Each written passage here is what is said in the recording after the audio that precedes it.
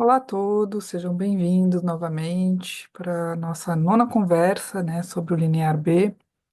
No segundo vídeo, em que eu apresentei um pouco a escrita, eu mencionei os escribas. E aí o Gabriel colocou no comentário que queria saber um pouco mais sobre os escribas e eu topei. Não é alguma coisa que eu tenho estudado quando eu estava trabalhando com os vasos com inscrição, não era o que eu pensei em estudar. Eu li alguma coisa, um debate sobre se quem pintou os vasos com linear B sabia escrever, era letrado e, portanto, era um escriba, ou se não, né, porque tem alguns vasos em que os sinais são muito bem feitos, em outros não são tão bem feitos, então, se em outros casos, né, os vasos, quem pintou os sinais em linear B estava copiando o modelo e aí não conhecia muito bem os sinais, então os sinais não ficam tão bem feitos. Então, eu li alguma coisa sobre isso, mas eu não estudei sobre os escribas. Então eu topei o que o Gabriel falou. E aí fica uma dica, né? Se vocês querem saber mais sobre alguma coisa, porque o que eu trago aqui são sínteses, são estudos de casos para vocês conhecerem o linear B. Mas se tiver alguma coisa que vocês têm interesse, coloquem nos comentários e eu posso trazer mais vídeos a respeito. Então, o Gabriel comentou e eu falei que eu ia fazer um vídeo sobre os escribas, então eu usei um pouco desse tempo aí, quase 2 meses, para ler um pouco mais. Quem estuda essa questão que é a paleografia, que é o estudo da escrita antiga e como foram feitos os sinais. Então, a grande questão, né, quem estuda, eu vou trazer dois pesquisadores aqui, mas é um debate muito amplo, né, é quem eram os escribas. O Olivier, que foi um dos primeiros a estudar ah, o linear B a partir, né, dessa perspectiva de identificar mãos de escribas, né, porque o linear B é como uma caligrafia, e aí a gente vê que tem jeitos diferentes de fazer os sinais, pensa que eles são funcionários administrativos, muito como a gente encontra no Oriente, né, na Mesopotâmia, para o mesmo período, em que a gente tem funcionários mesmo, pessoas que estudam e são treinadas para serem escribas, daí o nome, né, são funcionários administrativos. Mas isso é um debate. Conforme foi se estudando mais essas mãos e os documentos e assim por diante, no período micênico, aí para o mundo grego, não fica muito claro se a gente pode pensar do mesmo jeito como a gente pensa para o Oriente, no caso a Mesopotâmia, né? A gente não tem tantas evidências, por exemplo, de escola para escriba, de exercícios de escriba. Então há um debate se eles eram funcionários porque aprenderam a escrever e aí tinham essa função de escriba, ou se sabiam escrever porque eram pessoas envolvidas diretamente na administração, podendo inclusive ser membros da elite. São os proprietários, são as pessoas diretamente ligadas às atividades econômicas que aprenderam a escrever e registrar as próprias transações, né? Um autor que eu vou usar bastante aqui é o Palaima, o Thomas Palaima, né? Eu vou trazer um texto dele porque ele faz uma síntese sobre essa discussão. Eu achei que o que ele traz aqui, os exemplos que ele traz, o que ele discute é bem interessante. Eu vou sugerir o texto no final aqui da fala. Ele sugere o termo escritores de tabuinha em vez de escriba, porque escriba é uma função, né? É um funcionário. E aí ele propõe o uso de um termo que seria mais neutro, escritores de tabuinhas, mas ele mesmo no texto fala, bom, eu vou usar escriba porque já está consagrado, todo mundo usa escriba, mas com essa ressalva, né? A gente não entender que teria a mesma função, por exemplo, que tenha na Mesopotâmia. Ah, Nos registros, diferente, por exemplo, da Mesopotâmia, né? Nos registros que a gente tem nas tabuinhas, nos vasos e nodos, a gente não tem nenhum tipo de assinatura, essas pessoas não assinam, ou de selos que validem esses documentos, né? Não há palavra escriba registrada em linha B. Então, a gente viu, já quando eu falei um pouquinho ali, que eu vim falando um pouco da sociedade, desde que eu tratei um pouco das questões econômicas e dos grupos sociais que aparecem vários tipos de funcionários, e nenhum ali está relacionado com a função de escrever. Então, a gente nem tem para linear B um termo que signifique escriba, né? E também não tem nenhuma associação de quem escreveu com nenhum desses funcionários, né? Os lagauetas, os telestais, os equetai, não tem nenhuma associação entre quem escreveu um documento e qualquer um desses funcionários dos textos. Nomeá-los, né, dar nome para essas pessoas parece impossível, embora eu vou trazer um casinho no finalzinho aqui da fala, né? Então é difícil dizer o nome dessas pessoas ou identificar o seu status social, que é o que eu falei ali no primeiro slide, né? São funcionários, são pessoas treinadas, são funcionários, ou são proprietários e administradores dos seus negócios que aprendem a escrever, ou são membros da elite governante, dominante, que, né, porque preocupados com este controle administrativo, dos territórios que eles dominaram, estão registrando em linear B. A gente não sabe, é muito difícil de dizer. Quando a gente vai falar desse estudo sobre quem escreveu os textos em linear B, para o linear B a gente vai conjugar, né, os estudiosos aí conjugam duas ciências, né? A paleografia, que é o estudo das escritas antigas, mas a pinacologia, que vem da pintura, né? Vem da área da imagética, né? É a análise da pintura, das técnicas de pintura, do estilo de pintura, inclusive das pinceladas, né? E é conjugar essas duas ciências, essas duas abordagens, né, é que identificou o que os estudiosos chamam mãos de escriba. Eles chamaram das mãos dos escribas. Como a gente não sabe se é funcionário e também não tem nome, eles vão falar de mãos. Vai ficar meio esquisito aqui, mas é assim que eles são identificados, né? Então a gente identifica mãos, quem escreveu, mas não necessariamente qual é a posição dele, se ele é funcionário, que se ele é alguma pessoa que a gente conhece o nome, qual é o status deles nessa sociedade. Esse estudo, né, de olhar para a escrita, identificar a caligrafia, identificar os sinais, como foi feito o sinal, identificar erros que são recorrentes, identificar formas de escrever, lembra muito, né, vem de uma tradição da arqueologia, inclusive, né, lembra muito o trabalho do John Beazley, que analisou os vasos áticos de pinturas vermelhas e negras, e analisando esses detalhes dos pintores, e aí é um pouco do nível do inconsciente, né, o que você faz automaticamente, sem perceber que você faz. Então, olhando detalhes, né, curvas de orelha, formas de fazer uma folha, ele foi identificando as mãos dos pintores, né, alguns mais para frente ali, no caso o ático, assinam os seus vasos, né, mas nem sempre, né? Para períodos mais recuados ali no arcaico, não. Então ele foi identificando exatamente isso, olhando os detalhes, né? E percebendo que a gente tem essas manias quando a gente escreve, quando a gente pinta, ele foi identificando os pintores.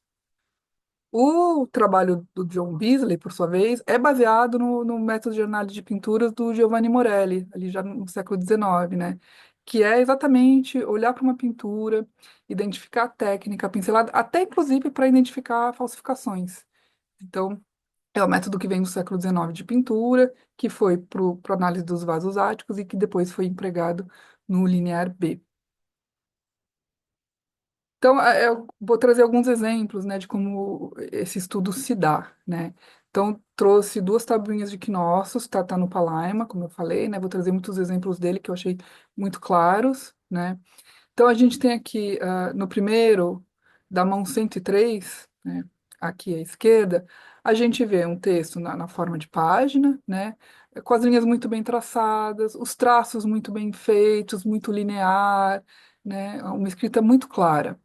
Já no segundo exemplo, né, que é essa taubinha em formato de folha de palmeira, a gente vê os sinais assim mais corridos, mais apressados. Isso pode se dar também, a gente tem que pensar no contexto, né, da própria questão de como esses documentos foram feitos. Talvez este aqui da mão 138 tenha sido feito a pessoa que está registrando aqui, que a gente chama de escriba, né, em pé, recebendo informações orais, então fazendo uma coisa mais apressada.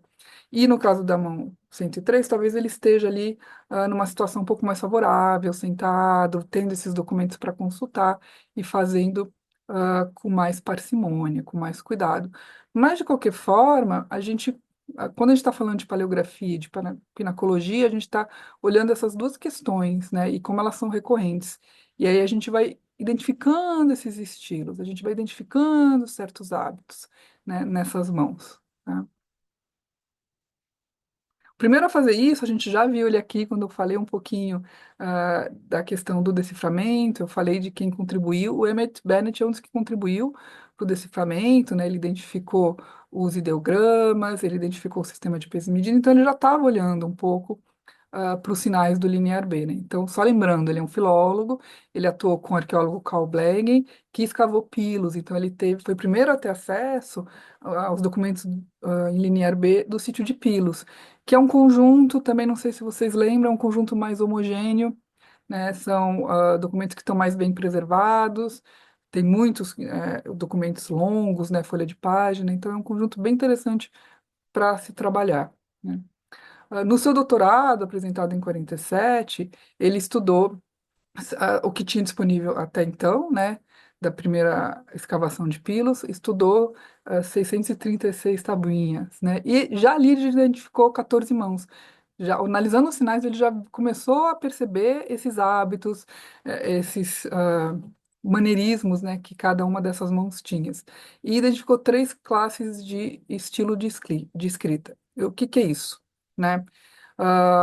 O que a gente começa a perceber é que normalmente você tem um escriba principal e ele trabalha com outros escribas, né? E ele vai ensinando as suas técnicas para esses escribas. Então, quando a gente está falando de classes de estilo, a gente está falando, entre aspas, de escolas, né? A gente tem um escriba mestre e outros escribas trabalhando com ele, e eles vão pegando as mesmas técnicas desse escriba, né? Então, a gente vê, por exemplo, em Pilos, a gente pode falar em três grandes ah, escribas que têm ali os seus pupilos, e aí eles têm estilos diferentes. Então, os escribas, em geral, são identificados pela caligrafia, né, e pelos hábitos, né, como ele escreve o sinal, a ortografia.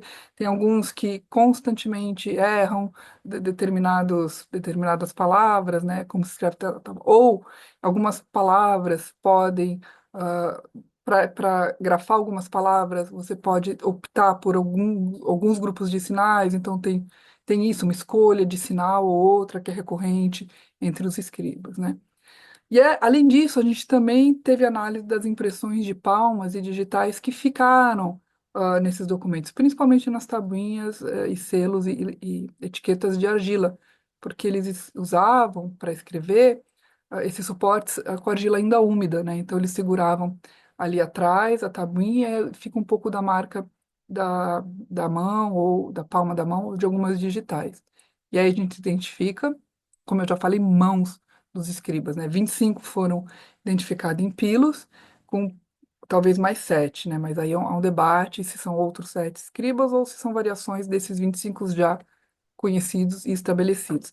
E também 50 inquinócios e outros possíveis 27 mãos, inquinócios com a mesma questão, são mãos de porque às vezes só tem um documento, um fragmento, então pode ser de uma outra pessoa ou, né, pode ser de algum já identificado, mas que por conta da condição do documento a gente não consiga ter certeza que já é de alguma mão identificada.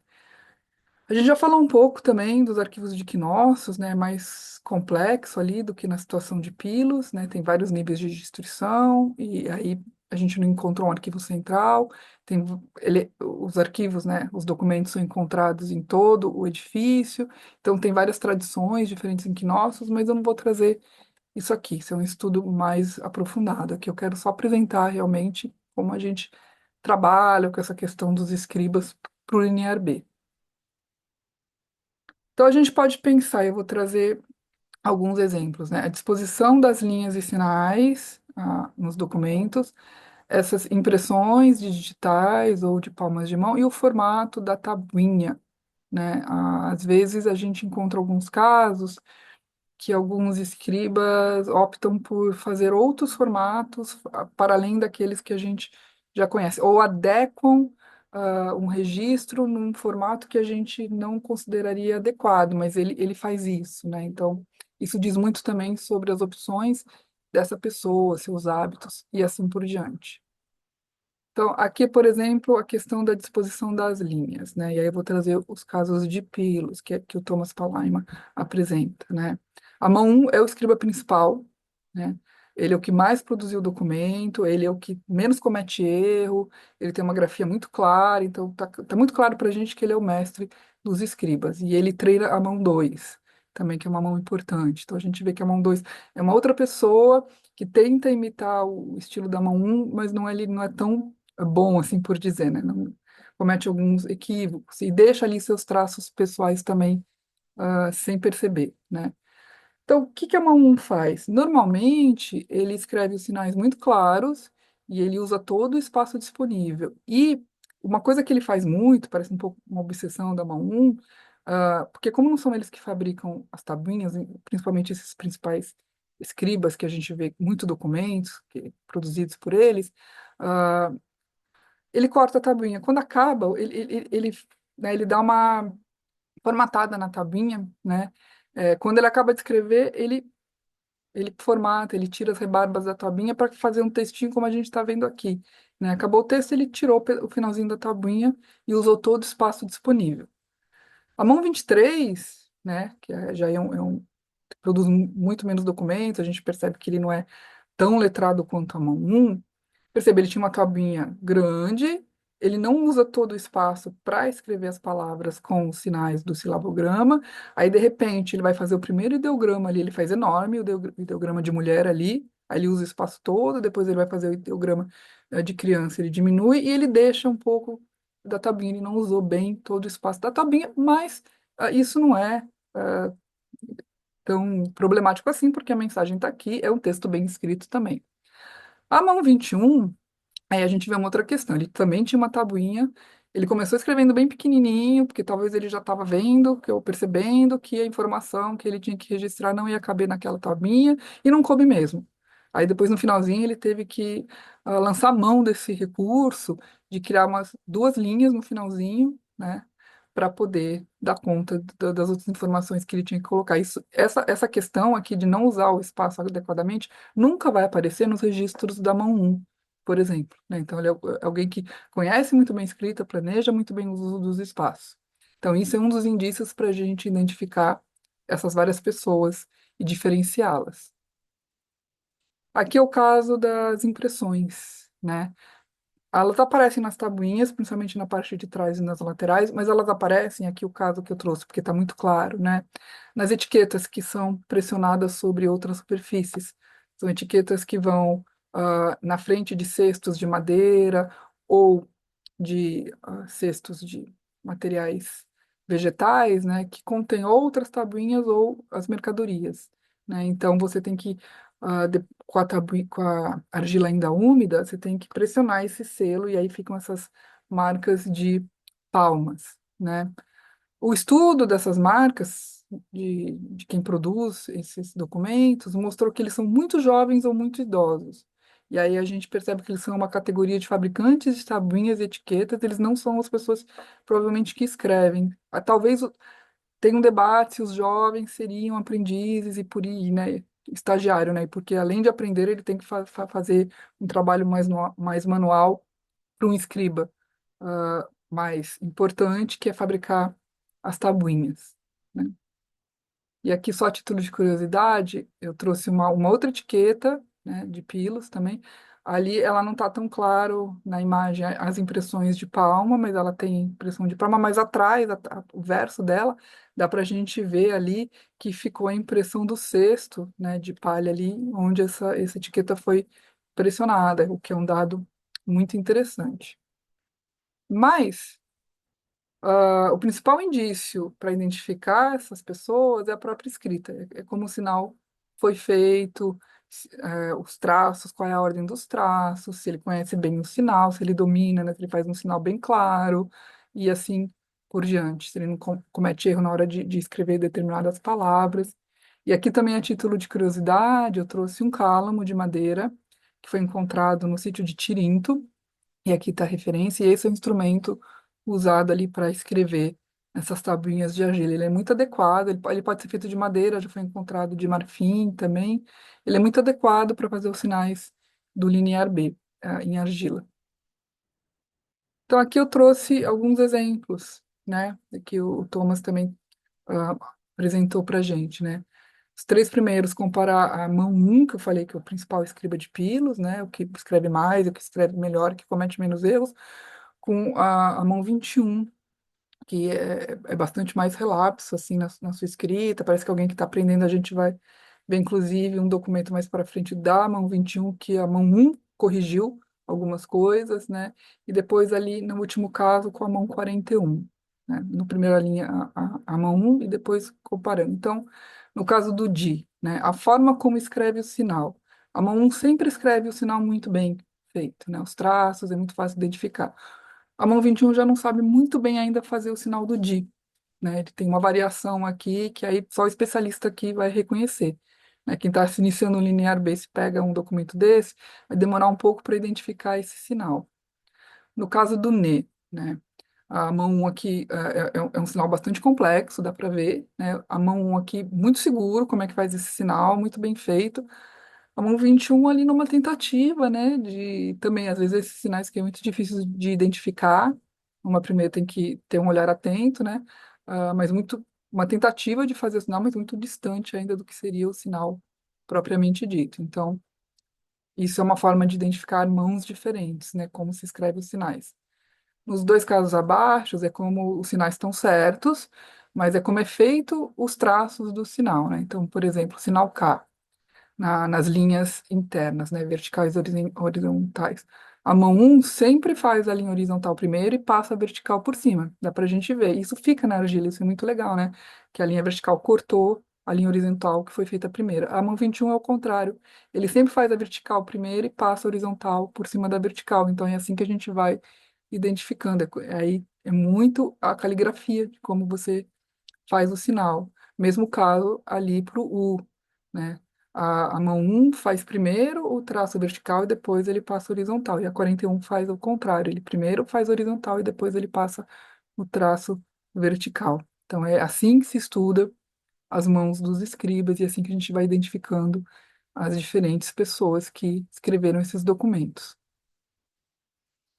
Então, já finalizando aqui, né, para não me alongar muito, a mão um já disse, são os principais registros de Pilos, ele é muito cuidadoso na sua escrita, ele usa o espaço que ele tem das tabuinhas de uma forma total, quando sobra ele tira a argila para não ficar espaço em branco, e ele corrige, a gente vê ele corrigindo outros registros feitos por outras mãos. A mão 2 de Pilos é o segundo mais produtivo, ele tem o mesmo estilo da mão um, mas ele comete alguns erros, ele não é tão cuidadoso, ele ainda comete alguns erros, e aí a questão, será que ele é o aprendiz da mão 1? Será que é o cara que está ali? Como os dois são os que mais produzem, né? Talvez sejam os mais importantes, ele é alguém que está aprendendo ainda, né? Tá, seria o segundo escriba mais importante de Pilos. Então aqui eu exemplo, né?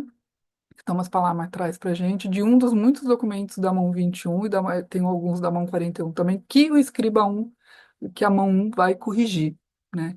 Então, como é que a gente sabe isso, né? Então, aqui ele tá apontado aqui, mas eu quero evidenciar para vocês, né? O no, esse é o jeito que a mão 21 escreve o no, né? E este é o jeito que a mão um escreve o no. Então, tem esse Szinho no final, que a mão 21 faz para cima e a mão um faz para baixo. Então, a gente sabe que os dois escreveram, mexeram nesse documento, né? Aqui também, né, mais rapidamente, o jeito de fazer o ideograma do porco, a mão 21 faz de um jeito e a mão um faz de outro. Então, os dois escreveram nesta tabuinha. Aqui em cima a gente vê uma correção da mão 1, faltou uma palavra. Então, a mão 21 escreveu ali uma sentença, mas faltou uma palavra. E aí a mão 1 foi lá e acrescentou essa palavra que está faltando. E ele também, aqui no finalzinho, ele apagou as duas últimas linhas, a última principalmente, da mão 21, e reescreveu. E ele faz uma coisa que é muito dele, que é muito da obsessão dele. Ele começa bem no primeiro espaço da tabinha, você vê que a mão 21 deixa um espaço para começar o sinal. A mão 1 não costuma fazer isso, ele usa esse espaço todinho, né? Então ele fez uma coisa que é muito dele, do hábito dele, de começar ali onde começa o espaço para a escrita. Então esse é um tipo de estudo muito interessante também. Ainda sobre a mão um, a gente tem esse caso, que é um debate, uma possibilidade, né? A gente tem uma pessoa chamada Acusota e tem algum tipo de relação com esse escriba, essa pessoa que a gente chama de mão um, né?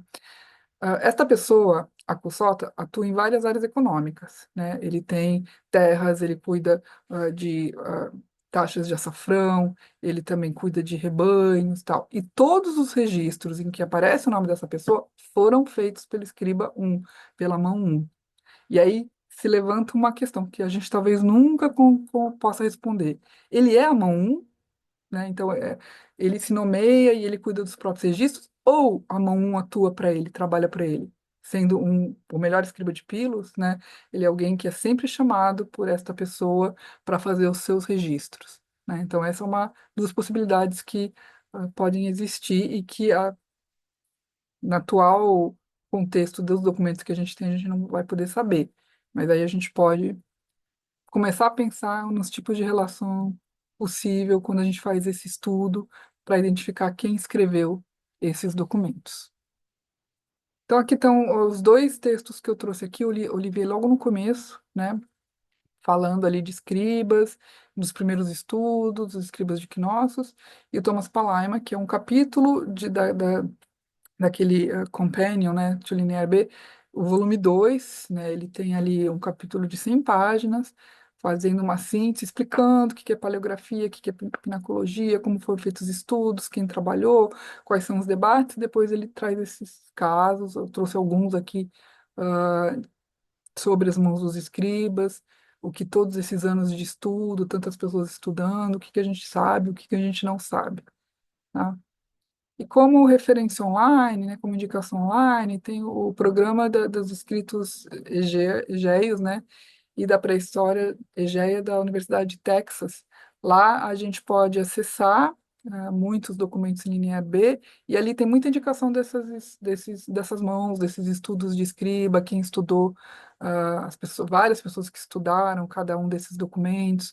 Então, é outro recurso online bem interessante que a gente tem para acessar Linear B, para ver estudo e para ter acesso aos documentos. Tá? Tá disponível para consultar online. Então, era essa fala que eu queria. Queria agradecer o Gabriel por ter é, pedido, né? Porque aí me fez pesquisar. É por isso que eu gosto de dar aula, porque às vezes os alunos colocam questões ou pedem indicações de coisas que a gente não sabe muito, mas aí eu pelo menos gosto, falo, não precisava, né, dentro do meu doutorado, como eu falei, não cabia estudar, não foi o que eu me propus estudar os escribas, mas tendo a colocação do Gabriel, eu tive ali uma desculpa para ir ler um pouquinho mais e aprender um pouco mais sobre os escribas, os estudos de linear B. É isso que eu queria falar hoje. A semana que vem a gente vai falar um pouquinho do que a gente sabe da organização militar. Eu estou terminando aqui o que eu me propus a falar sobre essa apresentação de linear B. Mas a minha ideia é depois começar a falar sobre o mundo micênico. Eu não sei se eu dou conta de fazer vídeos semanais, eu acho que eu vou fazer quinzenais, mas eu vou manter o Linear B. Toda vez que eu ler alguma coisa, que eu vir alguma coisa, ou alguém perguntar alguma coisa, eu vou fazer vídeos mais pontuais sobre as questões do Linear B. Obrigada, até uma próxima.